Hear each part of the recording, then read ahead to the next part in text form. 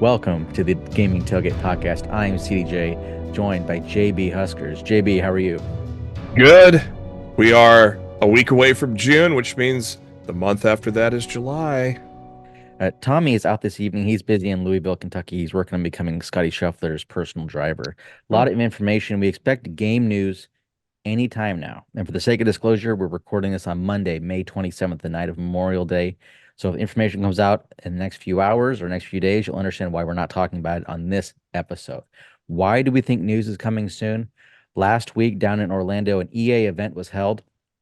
College football and game media on site in the studio to get a look at both Madden NFL 25 and EA Sports College Football 25. Last week, Matt Brown, Munlo's in attendance, confirming he was there. He kind of had teased this on his newsletter and on Twitter. He went to Florida for an event, got lots of information, can't share it yet. A lot of the attendees said they will have things to share soon. So we're all taking that to mean before the beginning of June. And I believe even Matt said before June, we will have information from him from EA. So a lot of people thinking Tuesday the 28th or maybe Thursday the 30th, we'll get that information. Among the attendees, a lot of college football media that we know of: Robbie Kellan, Matt Brown, Bud Elliott. Among those listed, Chris Vanini from The Athletic. Chris Vanini and also Ari Wasserman are taking questions on Twitter for their podcast until Saturday. Lots of media kind of teased they're going to be there. We don't know how many game media members were going to be there, only one that we know of. Unsure if any community members were there. There were two tweets on Twitter, and JB, we won't name them in case we don't know if they were hinting they were there or just teasing they were there for clicks and likes. So it'd be interesting to see what kind of information we get with the embargo finally lifts. I'm assuming after EA makes their announcement first on features. Some of the college football media, this is at least the second trip they've made down to Orlando. We knew last year that Ari Wasserman let it out of the bag that he had gone down to the studio. And at the time he disclosed it was to give feedback on Dynasty mode and talking about recruiting and whatnot. We don't know if it was purely feedback, if they got to see the game, got to play the game. JB, let me throw an idea out there. I have nothing to base this on besides EA historically, what they've done with other titles like Madden and NBA Live. I think there's a chance that some of these college football media will be in the game. I'm assuming maybe as a Twitter news feed. We've seen in Madden and NBA Live, they record people doing reactions basically on set of their own show or podcast. Do you think I'm off base with that guess? Or they could be involved in maybe post-game press conferences too, which Madden has had. I think in the past they've just had generic people though, like in the Madden here, they may have actual media possibly in that. I would say that's going to be a stretch though. That would be probably the most outlandish thing that they have for them, Right. but it's probably just going to be an in-game social news feed, much like Madden has had for a very long time now. That makes a lot of sense. Also, last week, a big article that I know we mentioned on the Gaming Tailgate, but I don't think it got enough attention everywhere. So I wanted to highlight a couple points here. There's an ESPN article talking about inside the return of the college football video game, written by Michael Rothstein. Talks about kind of the background of how the game returned, how it was a several-year battle. Daryl Holt talks about how he pushed forward, and finally when he found out that they were going to get the go-ahead to work on the game. A couple of points I do want to bring up that we didn't get to last show when he mentioned this: player faces. They talk about this, and this is something we talked about months and months ago. How are they going to handle 11, 12, 13,000 player faces in the game when historically EA Sports has not been great at generic faces? Let's be honest, they only had a small pool in NCAA Football 14 and even just a small pool in Madden and EA Sports PGA Tour. A lot of the community not real happy with how that worked. What they've built is a system called Generic Plus. What they can do is take pictures of the players and they put it in. I believe the wording they use is it's machine made, which to me does that mean AI? It takes about 2 to 3 hours to make a face. They can go in and tweak it, anything that's odd about it, in about 15, 20 minutes, and it is done. In the past, they had said that it took about 1 day to make a face in the past. And assuming that means the way they did it in Madden the last few years. Well, now they can just knock out player faces and get hopefully pretty realistic faces in a quick amount of time. They also mentioned the new lighting system, and this they actually bring up something you talked about on the last episode, JB. So I'm going to give you some props. They talk about the new lighting system and the stadium toolkit. That they can build stadiums a lot quicker than they could in the past, about 1 week per stadium. The article does mention that Syracuse's JMA Wireless Dome was kind of the biggest challenge and also the biggest test. that if that stadium could not handle the lighting, if it couldn't handle the proper frames per second, that was really the test on which they based everything else by. And you mentioned last week when we saw the trailer from EA Sports, the official reveal trailer, how the JMA wireless dome looks so different and unique with the lighting. Well, this is why, because that was kind of like the real test for them. If they got that right, then everything else kind of, to me, it sounds like kind of fell in place. Yeah, it'd be interesting to go back and see a Syracuse game just to see if that broadcast does have that kind of hue into it that we saw in the trailer. But you could notice a difference, many different differences. So it truly, as you go across the country, it's gonna feel like a new game, a fresh game as you go across the country and play your schedules out and go year by year. It's gonna feel fresh, and that's kind of a really nice little thing that they've put into it. And on top of that, they've streamlined the process. So once other stadiums are, as we go along with future titles, different bowl games, maybe FCS, things like that, it seems like it's a good foundation that they have streamlined now, where in the past it was probably on the chopping block because it was too many man hours. Mm. That's a good point. Also, some other things in this article. They talk about the patterns schools have in their crowds. One of them, they mentioned Tennessee's checkerboard. Keen eyes in that teaser trailer noticed that the Tennessee crowd did not have the checkerboard. And later on, we'll talk about some of the things in that teaser trailer we believe has since been corrected. And they mentioned here the checkerboard is correct and in the game. So if you saw something in that reveal trailer that may not look right for your team, there's a chance it was still very much a work in progress and could be there. Yeah, a lot of that was probably pre-alpha, because I don't even think we're at the beta stage yet for the game. So I bet you a lot of the stuff that you saw in that trailer was pre-alpha, which was probably builds from February or March. I would say at March, probably at the latest, by the time that took the time to edit and get things together. I would say probably that was a pre-alpha build that we were looking at there. And one other small detail they mentioned, I know in the past we had heard that there were 12 to 13, I believe Matt Brown had shared 12 to 13 stadium specific things. Obviously, the Penn State whiteout and the S in the crowd being one. They did reveal one here. Arkansas State has the waterfall in the stadium, and when the Red Wolves score a touchdown, the fountains go off. So great news for Tommy and just fans in general. Everybody likes those small details, and everybody knows about little details like that. If you watch enough football, now, granted, Arkansas State has not been on TV much the last few years. Sorry to say, but for the longest time they were a midweek staple. So to see that tradition in the game is really cool, and I'm really glad for the Arkansas State fans. This past week, Mike Straw Online had a report. He talked about some what he had heard per his source. We don't know who the source is, so I believe Mike historically has been a pretty accurate guy and tries to be accurate. What I thought was interesting about his report was that whoever he's talking to, I don't know if it's somebody at EA, if it's somebody who game tested, if somebody in testing, I don't know who it is. It doesn't really matter. But one of the things I thought was worth mentioning because the community really got up in arms after this. Mike is reporting that his source is telling him that there's no ESPN license or score bug in the game. First off, that kind of seemed a little weird given all the ESPN talent in the game. But I went back and tried to do a little homework to see if there was any announcement on EA and ESPN having a contract. Well, I went back and found that about starting in '06, they had a 15-year deal where EA paid ESPN $850 million in ads and cash. That came out to about $56 million a year in ads and cash. And if you remember back at the time, every EA Sports game had something ESPN related. Now, whether that was broadcast presentation like NCAA football and NBA Live had, maybe it was just the ticker when you're in the menus. I remember on the PS3 days, I believe, you would also get, the scores at the bottom when you're in the main menu. Even going back to, I believe, the PS2 days, don't call me, but PS2 days, I believe when they started this, if you left in the main menu every 20 minutes, you get an ESPN Radio Sports Center update. Those are kind of the things they did with that license. I did not get a chance to go back and look at any EA Sports games over the last few years since that deal ended in 21. I don't believe any of them have any ESPN branding or items in it. JB, am I right or wrong with that?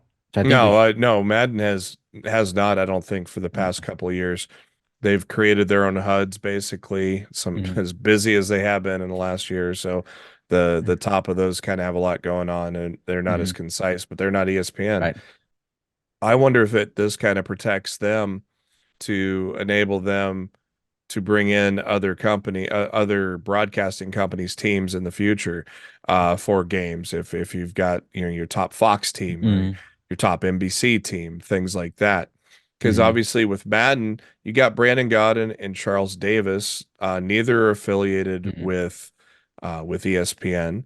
They're both basically affiliated with Fox, Big Ten Network with Charles a mm, lot too, especially on the football and basketball side. So it's probably a way for them to be able to maybe even put some interesting teams together in the future if they want to mm. from other networks. And also, I believe that it's been kind of leaked or found out that Madden's gonna has a new commentary team this year. So it'd be interesting to see what they do with it. What scares me is I don't think EA has done a good job with, like you said, the scorebook has not been great in Madden. It's not quite as concise as what ESPN has or any of the broadcast networks for that matter.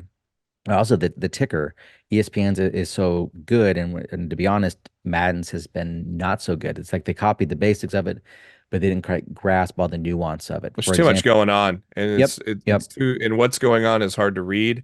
And I think some of that stuff should be put on a L2 or R2 trigger or mm, something pre-play, something to see right, pre-play, while you're in formation.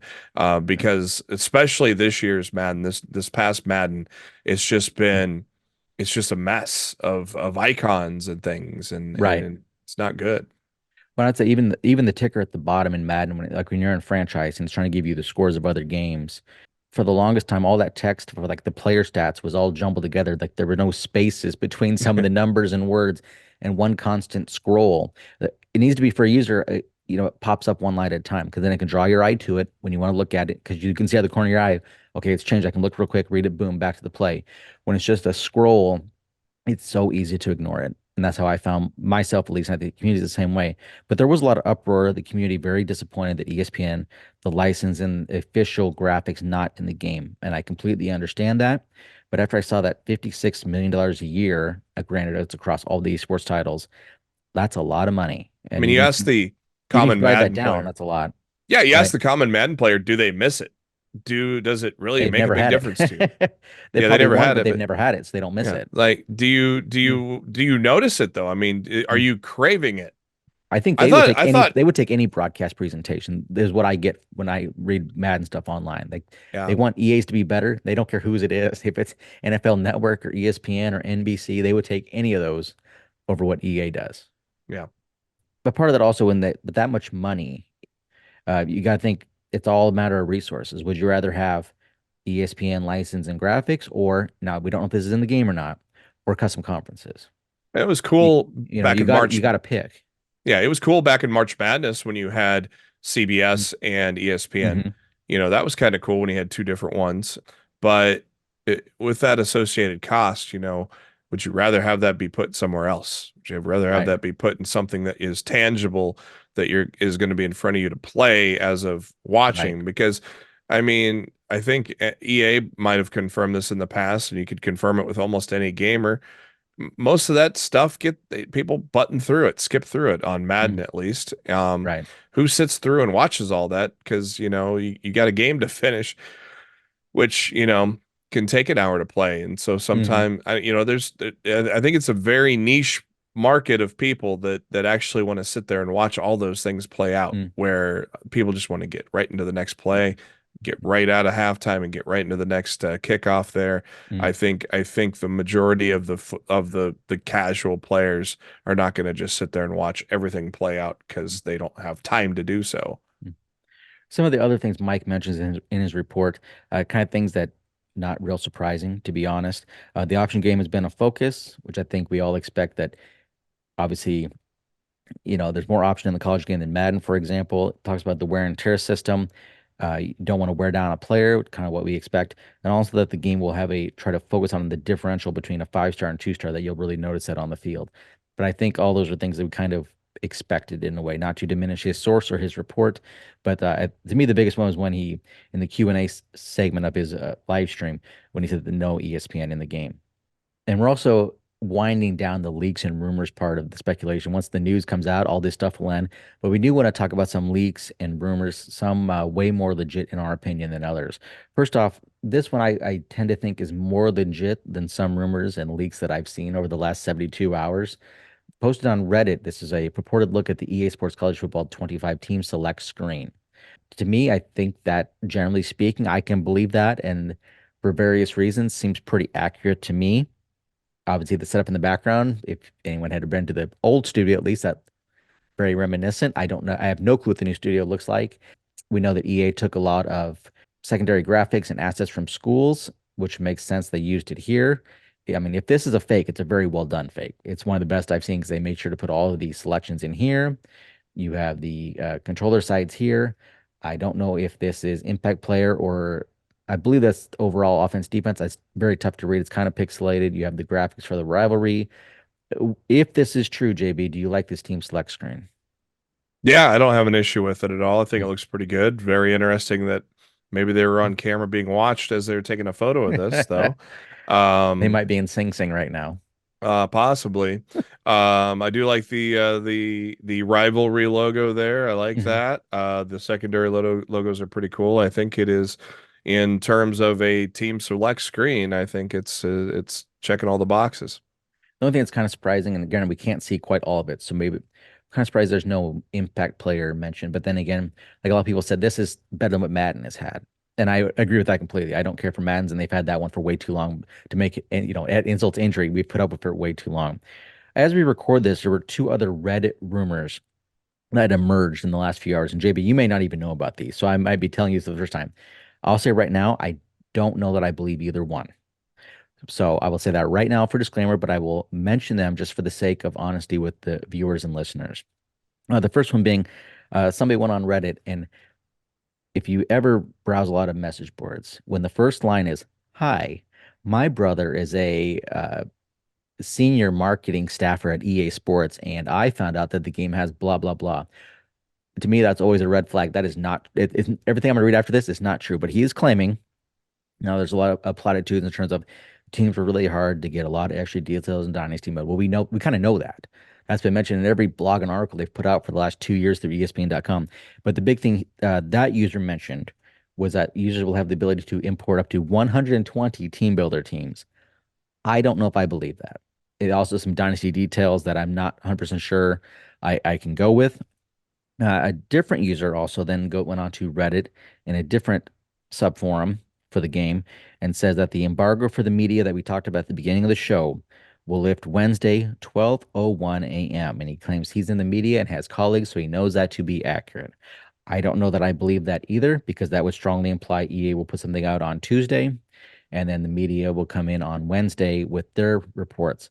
I could be wrong, but I was always under the impression that EA typically had, 10 a.m. midday release on embargoes because nobody's going to want to put out a story at 12:01. EA will not want them to put out stories at 12:01. Everyone's going to be first, but no one's awake at that time.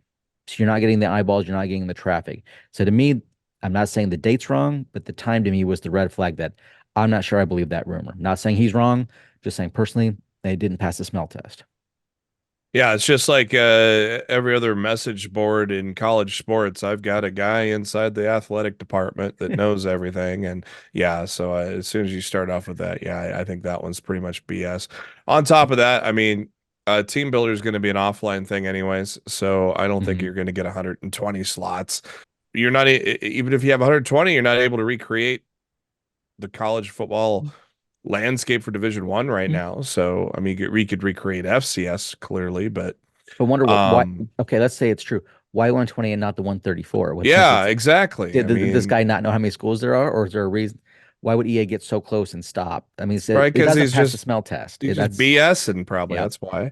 And the post was since Um, deleted and was deleted by the moderators. So I'm assuming yeah, that they saw it and realized this is they not. smelt the fish on it. Yeah. So I just thought, but then Um, it went viral. I saw it a lot of places before we came on here.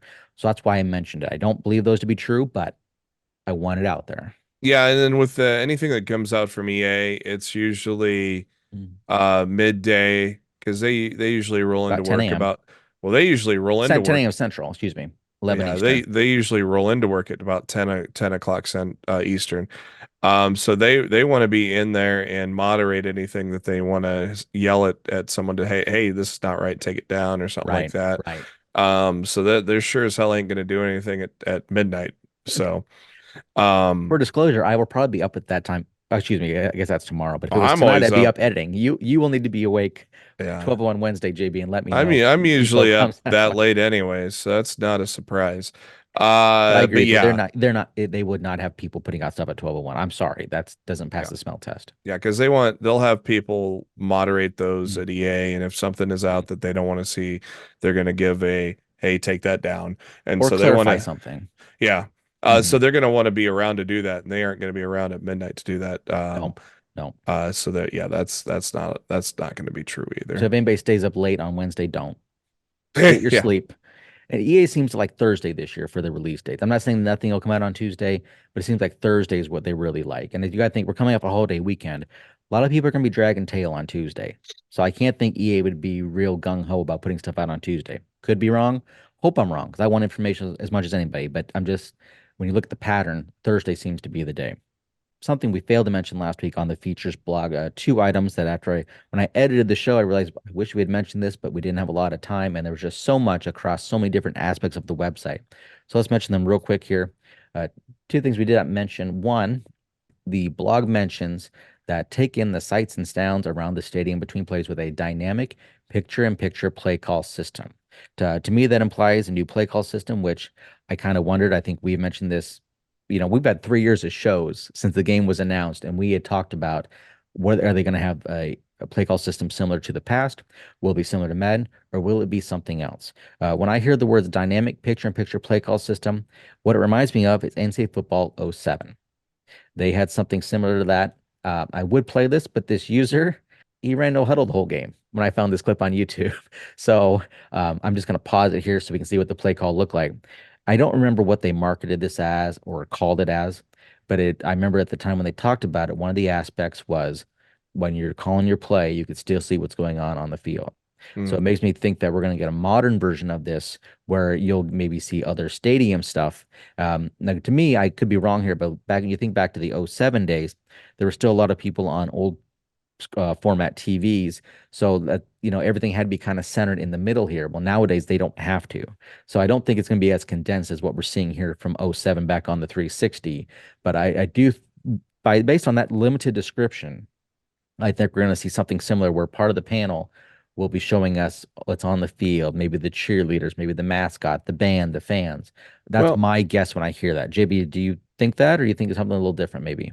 Well, I think with the fact that so many schools run up-tempo offense, which isn't necessarily no huddle because they just rush to the line, then Hmm. they look at what play is being called, what's getting set up. I think Hmm. this is more to be conducive to a lot of schools that run the up-tempo, and this allows to be able to to call the play once you get to the line. For those so they may be having Hmm. those schools that are typically the ones that do that they're gonna probably do that by maybe by default, and so Hmm. they're gonna be hurrying to the line, and then that's when you're setting up your play is when you're at the line. So maybe they're taking kind of some of these newer wrinkles into the offense into account. But yeah, again, think that's Old Gen Gamer. I found that on his channel, that footage. One other thing in that blog, in Dynasty mode, it mentions about creating a coach, taking control, upgrading their abilities, and build a powerhouse college football program.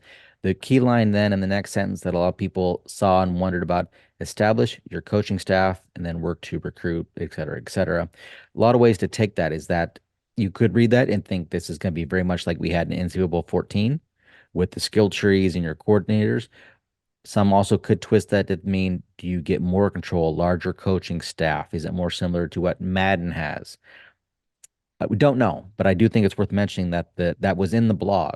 So those wondering how deep Dynasty mode might be, there's your hint that there will be a staff that you will work with and you get to establish. Hopefully it's different than Madden because it just gets old building up points and then assigning Mhm. points and it's basically a skill tree still. I mean, so hopefully they Right. come up with something new and fresh with your coaching staff as opposed to what Madden still is using today. Yep. The Madden's a lot of people, a lot of communities say it's just not real engaging or fun. Collect Media put out an article talking about the money that EA is paying to the schools for royalties for the use of name, image, likeness, and logos in the college football game coming out this year. 4 tiers, which we kind of knew about in the past. different money assigned to each level. This is based on your AP finishes over the past 10 years. So Right. obviously the tier one is a lot of the schools you expect. It's funny when you go through here. I, I'm spitballing here off memory, so if I'm a little bit wrong, I believe the top tier gets about like 100,000, bottom tier is like 10,000. It's a pretty wide range between tier one and tier four. And all I could think when I saw this and saw the numbers was on how many message boards around the country and how many fans looked where their rival or chief opponent is at. And if they were down in three or four, they called them, boy, that really is a poverty program. I, that's a popular meme if you're not familiar with it, and a lot of banter between teams on Twitter and social media. That obviously, if you're in this lower tier, that's not a good spot to be in. That means your team has not been doing a lot of winning over the last 10 years. Whoops. This is something that's been going around social media the last week or so. People have found on both PlayStation and Xbox that when you go into, for at least on PlayStation, you go into the store and view the game, you can click on accessibility options. And it kind of gives, I don't want to say spoilers, but some vague things here. And the way I'm looking to the side because I'm reading it off my TV at the time. Under subtitles and captions on the PlayStation, it mentions you can play without subtitles because the game does not include spoken dialogue. So some people are inferring that to mean that there may be no cutscenes. Could be wrong on that, but that's the community assumption. Then under gameplay, there is a category for game speed, and it's defaulted to basic. And the description is you can slow down the game for a limited amount of time or only when performing specific actions. So the community belief under that is that maybe reaction time in Road to Glory is back. That when they talk about slowing down for a limited amount of time, to me, that screams reaction time. And also, there's one other category there that mentions manual saving. The description being you can create manual save points that allow you to return to the game exactly where you left off. So similar to Madden, it sounds like if you want to stop a game, you can, and you can resume it when you come back. Not a surprise with these next gen or current gen technology, however you want to word it. But it is interesting that the accessibility options kind of give away, or at least some hints on some aspects of the game. Some interesting school assets that came out over the past week. We have Texas shared Darrell K. Royal Stadium. Looks pretty good there, JB. Mm-hmm. There was also an article from LSU, The Advocate. Very interesting article. Wilson Alexander. We get a couple of images of the stadium. First, this one of the crowd and the scoreboard in the end zone, and then also of the field art. Pretty interesting. What's also interesting in that article is that Wilson was able to find out that 15 scholarship LSU players had not opted in and 38 players overall, which seemed kind of high. And it was funny because shortly thereafter, some of the LSU players went to Twitter and said, how do I get in the game? So it makes you wonder. We had wondered if some players would be a little lazy, a little slow, or maybe they're whoever's in director of football operations maybe wasn't on their case like they were allegedly at other schools.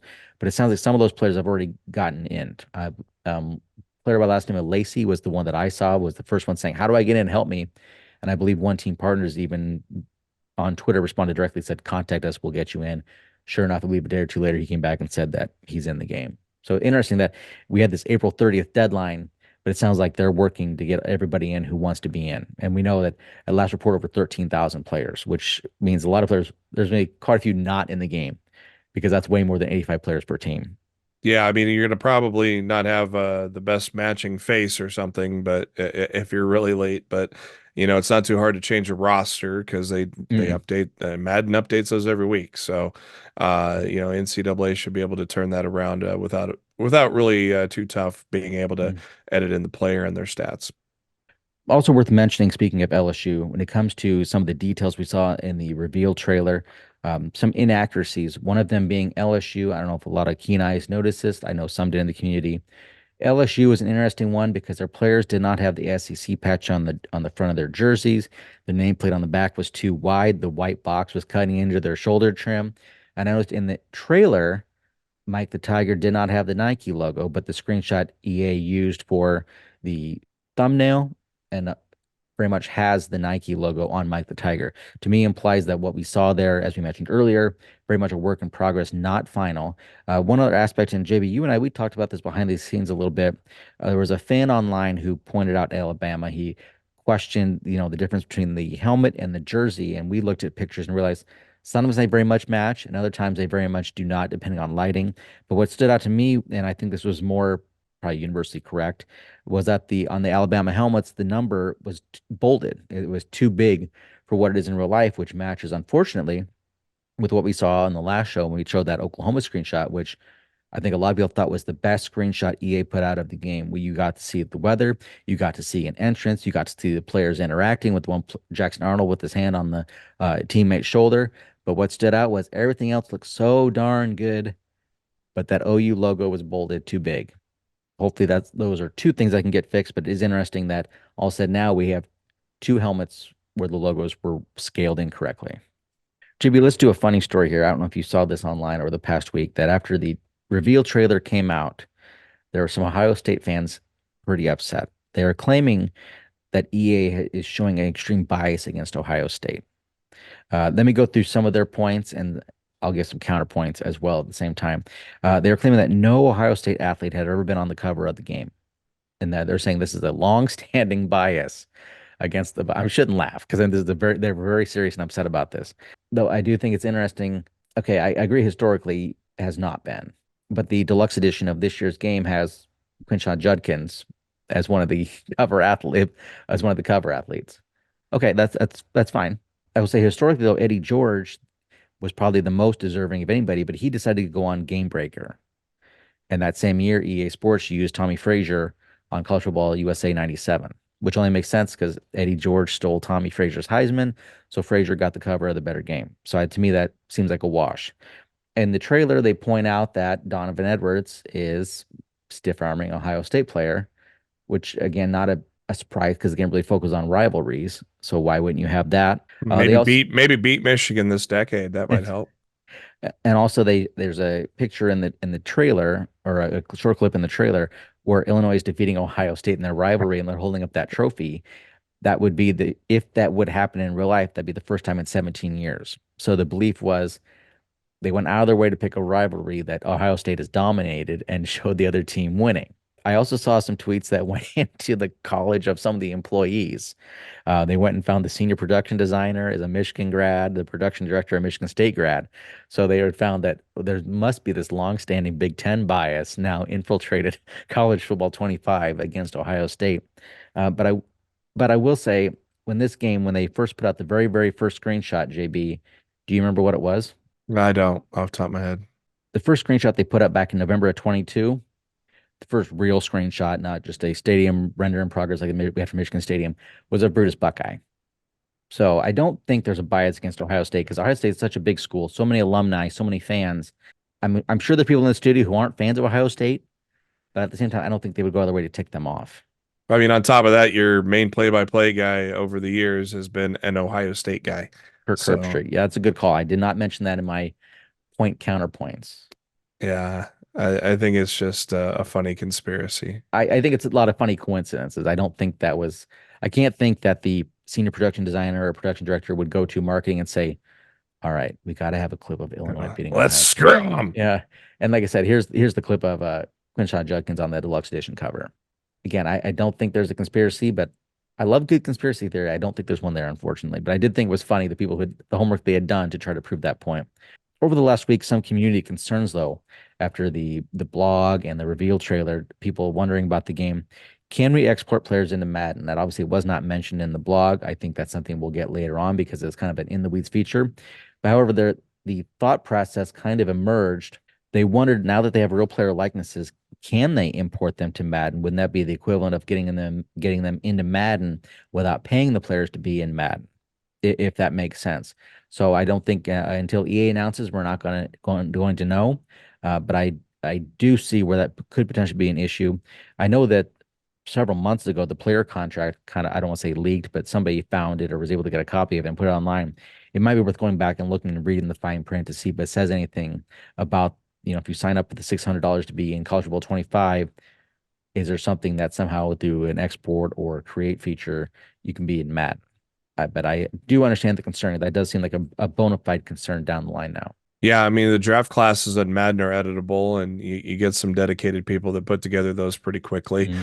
Obviously, if everybody that signed a deal is now in the draft classes for the next 2 to 3 years in Madden, that's going to save some time as well. So that'll be kind of nice. to have them in there for those that play the franchise or the franchise and the online franchise and things like that. That's going to be pretty handy. But you kind of wonder if maybe the NIL may tie into at least draft classes, not Mm. necessarily being in the game, because that's going to be separate, of course, once you go pro. And the final item we want to mention on the show, the Lou Groza Award announces they will be in the game several weeks ago, maybe months ago. At the time has flown by. We believe that the National Collegiate Awards Association have basically said none of our awards that are under our umbrella will be in the game, except for the Heisman Trophy, which the Heisman Trust is I don't know if I want to say separate, but they have enough power. They decided they would be in the game. Well, over the last week, the Lou Groza Award broke ranks from the NCFAA and says, no, we're going to be in the game as well. So one that makes me wonder if there's going to be more awards that might break ranks and get into the game. And I will say it's worth noting that the Lombardi Award is not in, as far as I know, unless something has changed very recently, not in the NCFAA, and it was also in NCAA 14. So it wouldn't shock me if that's another big award we see in the game when it comes out. JB, were you kind of surprised when this happened? And it's funny, the community reaction when they saw it was, they said, "Well, this is my favorite award. Or I love this award, and now I'm going to have to go try to earn it with my player." They seem pretty happy and glad to see that this change of mind occurred, because I think, like we mentioned on the show, when that happened, it makes more sense for these awards to be in the game than not.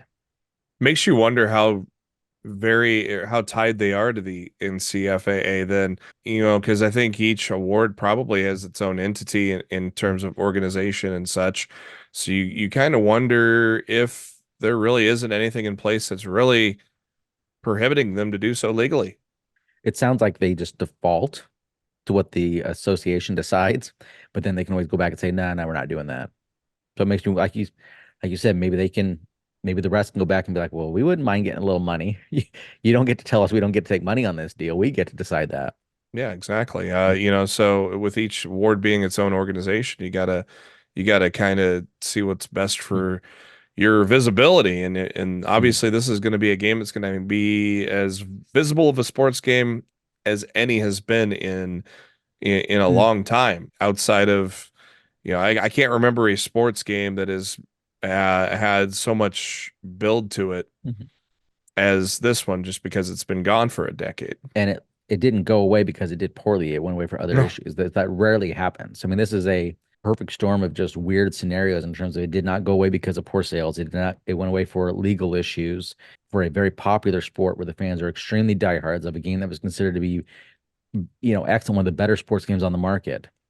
So I agree with you. This seems like you'd want to be in there on year one. So we'll see if anybody else breaks rank. It seems like it'd be awfully late for that, but at the same time, maybe it's not that difficult for them to do that and get in the game. Yeah, I mean, if it's been in the game in the past, I'm sure it's not going to be too terribly difficult to get it Mhm. back in. So with that, we're going to wrap up this edition of the Gaming Tailgate Podcast. We expect news very soon, hopefully in a matter of days, maybe even hours. And I do want to say, and I should have let off the show with this, but we've noticed a huge spike in listeners over Spotify over the last week. We appreciate it. And no matter how you're watching or listening to us, leave a 5-star review, a comment, subscribe, whatever's easiest for you and whatever that platform lets you do.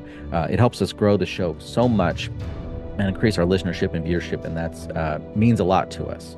So for Tommy, who's out in Louisville, and JB, I'm CDJ. Everyone, thank you for checking out this edition of the Gaming Tailgate Podcast.